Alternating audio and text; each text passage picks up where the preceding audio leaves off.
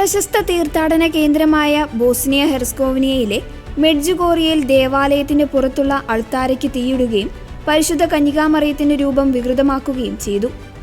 ചൊവ്വാഴ്ച പുലർച്ചെ 4:45ഓടെയാണ് അജ്ഞാതനായ വ്യക്തി അൾത്താരയിലേക്ക് കത്തുന്ന ദ്രാവകമൊഴിച്ച് തീ കൊളുത്തിയത്. ഇതിന്റെ CCTV ദൃശ്യങ്ങൾ പുറത്തു വന്നിട്ടുണ്ട്.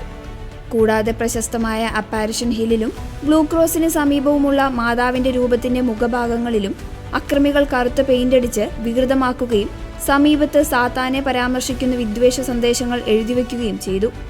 സംഭവത്തിൽ വിദ്വേഷത്തോടെയോ പ്രതികാരത്തോടെയോ അല്ല, മറിച്ച് പ്രാർത്ഥനയോടും ക്ഷമയോടും കൂടെ പ്രതികരിക്കാനാണ് മെഡ്ജുഗോറിയ ഇടവക അധികൃതരും ക്യൂൻ ഓഫ് പീസ് ഫൗണ്ടേഷനും വിശ്വാസികളോട് ആഹ്വാനം ചെയ്തിരിക്കുന്നത്.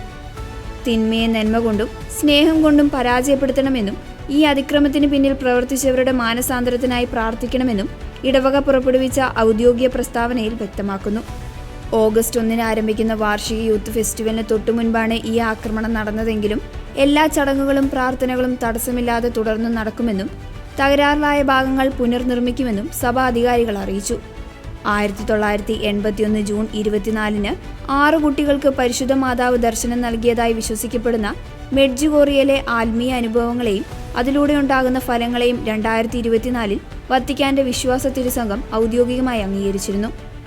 നിലവിൽ ലോകത്തിന്റെ വിവിധ ഭാഗങ്ങളിൽ നിന്നുള്ള തീർത്ഥാടകരും പ്രാദേശിക സഭയും ചേർന്ന് ദേവാലയ പരിസരം ശുചീകരിക്കുന്നതിനും പുനരുദ്ധാരണ പ്രവർത്തനങ്ങൾക്കുമായി ഒത്തുചേർന്നിരിക്കുകയാണ്.